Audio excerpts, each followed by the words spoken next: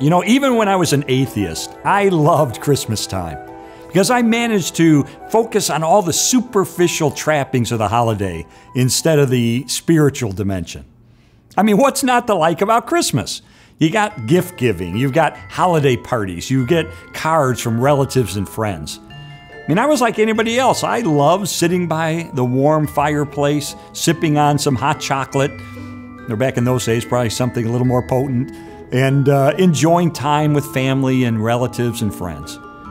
I think lots of people like me just enjoy the sentimental side of the season. In fact, many of my atheist buddies would rank the Christmas season as one of their favorite times of the year. But after my wife Leslie became a Christian, and I started to investigate the identity of Jesus, I began to probe into the real meaning of those nativity scenes that I'd see outside of churches. I wanted to separate the holiday from the holy day, the facts from the fantasy, the truth from the tradition, and get down to the historic bedrock of what Christmas is all about. What I found thoroughly fascinated me. I mean, I expected to discover that Christmas is built on flimsy legends that developed in the many decades after Jesus lived. I thought the virgin birth would be exposed as some sort of fanciful idea that was plagiarized from earlier mythology. I didn't anticipate that the opposite would happen, that a thorough investigation of the ancient history would validate the Christmas narrative, because it's based on reliable sources that are too immediate to be written off as being mere legend or make-believe. So I'd like to share some of what I learned with you.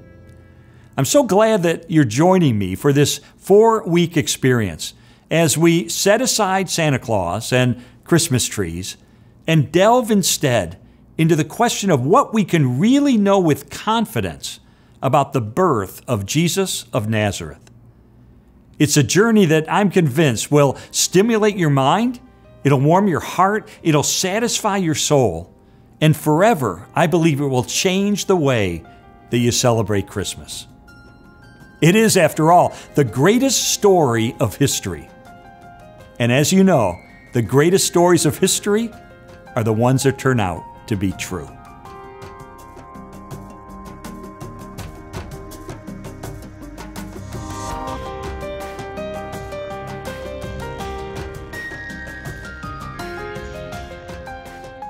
When we investigate Christmas, we not only have to separate the commercial aspects of Christmas from the spiritual roots of the holiday, but we also need to drill down deeply into the historical record to determine exactly what did take place in Bethlehem 2,000 years ago.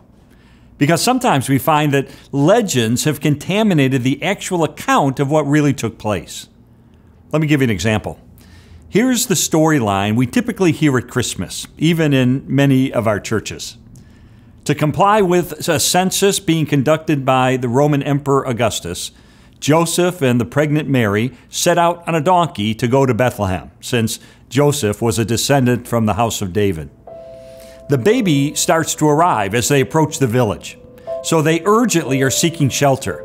But the mean old innkeeper tells them there's no vacancy. That is, there's no room for them at the inn. And this forces Mary and Joseph into a nearby stable or cave where Mary gives birth amongst the animals. The child is then wrapped in swaddling clothes and placed in a manger. Sounds familiar, right? And yet, as I investigated Christmas, I found that that's probably not exactly what happened in terms of how Luke describes the real Christmas. First, it would have been unthinkable in the first century for anyone to turn away a pregnant Jewish woman who was seeking shelter. I mean, hospitality was such an extremely high value in those days. In fact, one scholar said, to turn away a descendant of David in the city of David would be an unspeakable shame on the entire village. The person who turned her away would be ostracized from the community. Second, and I'm sorry if I pop any bubbles or meddle with any Christmas carols here, but there was probably no inn and probably no innkeeper. Yeah, there were some commercial lodgings that were available in the first century, but probably not in Bethlehem. It was a small community and it wasn't on a major road.